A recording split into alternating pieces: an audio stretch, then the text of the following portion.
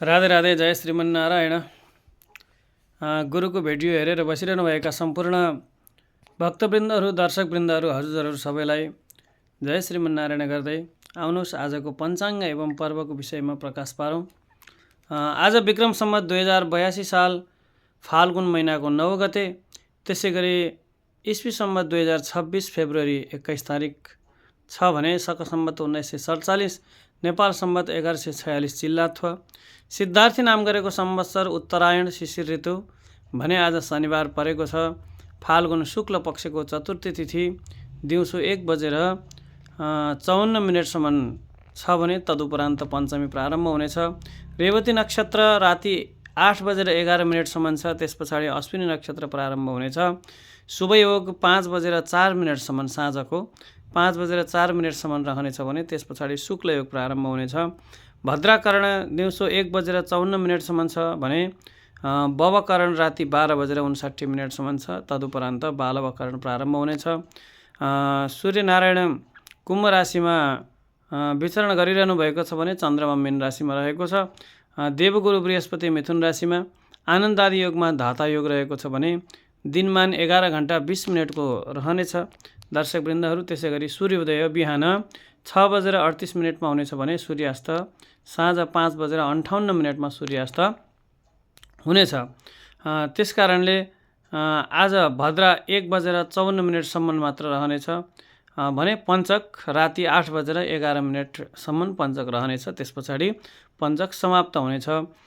दर्शकवृन्दहरू, आज विशेष गरी कार्यक्रमहरूमा चाहिँ विश्व मातृभाषा दिवस रहेको छ। अन्तर्राष्ट्रिय मातृभाषा दिवस भने साइतहरूमा चाहिँ हवन गर्ने साइत आज रहेको छ, हवन जुरेको छ।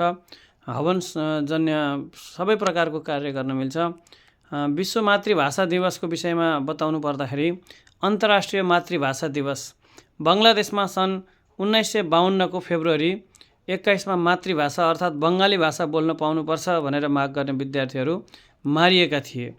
त्यसै दिनको सम्झनामा मनाउने गरिन्छ अन्तर्राष्ट्रिय विश्व मातृभाषा दिवस। हरेक वर्ष फेब्रुअरी 21 मा मनाइने यो दिवस सन् 1979 नोभेम्बर 17 मा युनेस्कोले विशेष दिनका रूपमा स्वीकार गरेको थियो भने सन् 2000 मा संयुक्त राष्ट्र सङ्घले पनि यो दिनलाई मातृभाषा दिवसका रूपमा आह्वान गरे पश्चात विश्वभर यो दिवस मनाउन थालिएको हो।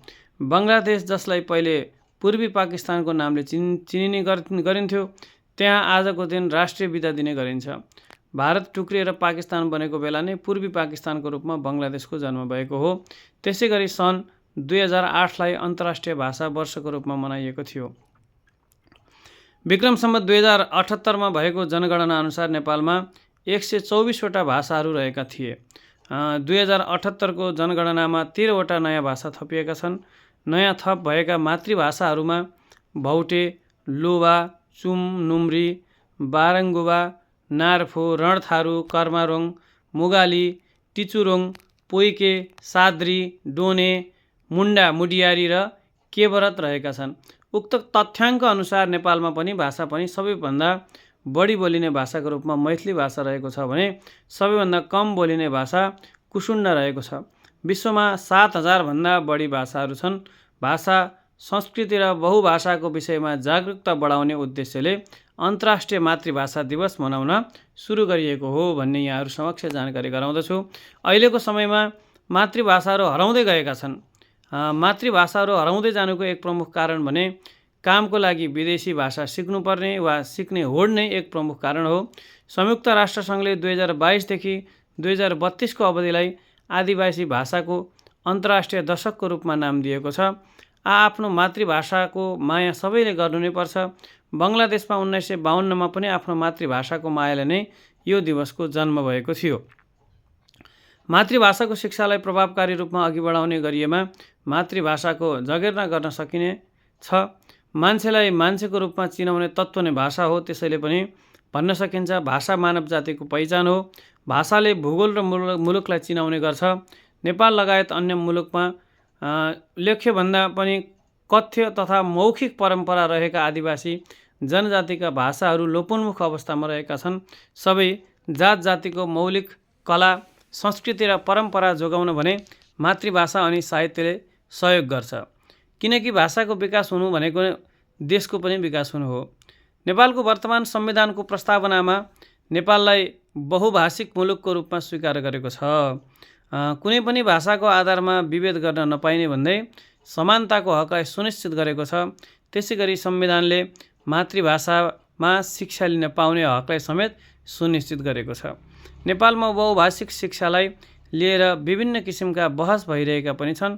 सामान्य अर्थमा विद्यालयहरूमा मातृभाषा पठन पाठन सुरु गरी आवश्यकता अनुसार अन्य भाषा प्रयोग गर्दै जानु नै बहुभाषिक शिक्षा प्रणाली हो। तर यसको परिभाषा भने सर्वमान्य बन्न सकेको देखिँदैन। बहुभाषिक शिक्षा प्रणाली कार्यान्वयन गर्दा मातृभाषालाई पनि उत्तिकै महत्त्व भने दिनुपर्ने देखिन्छ। पाठ्यक्रममा समावेश भएका विषयवस्तु र उनीहरूको अनुभवका बीच समायोजन कम हुँदा बालबालिकाहरूको सिकाइ प्रक्रिया नै प्रभावित हुने पनि अध्ययनले देखाएको छ। त्यसै कारण मातृभाषा पठन पाठन गराउनु पर्ने पनि देखिन्छ। नेपाल जस्ता बहुभाषिक मुलुकको सामाजिक विकासका लागि समेत भाषिक समावेशितालाई जोड दिइनुपर्ने देखिन्छ भन्ने कुरो चाहिँ यहाँहरू समक्ष आज अन्तर्राष्ट्रिय मातृभाषा दिवस, विश्व मातृभाषा दिवसको विषयमा भाषा सम्बन्धी केही जानकारीहरू मैले यहाँहरू समक्ष प्रस्तुत गरेँ भन्ने कुरा जनाउँदै पुनः सब्सक्राइब गर्नको लागि अनुरोध गर्न चाहन्छु। यदि जो कोही गुरुको भिडियोलाई सब्सक्राइब गर्न इच्छुक हुनुहुन्छ भने सब्सक्राइब गर्नुहोला, किनभने नयाँ नयाँ जानकारीहरू, यस्तै प्रकारका रोचक प्रसङ्गहरू र धार्मिक प्रसङ्गहरू लिएर यहाँहरू समक्षमा उपस्थित हुनेछु। र लाइक कमेन्ट पनि हजुरहरूले गरिदिनु हुनुहुन्छ भन्ने अपेक्षा राखेको छु भन्दै आजको लागि बिदा लिन चाहन्छु। राधे राधे। जय श्रीमन्नारायण।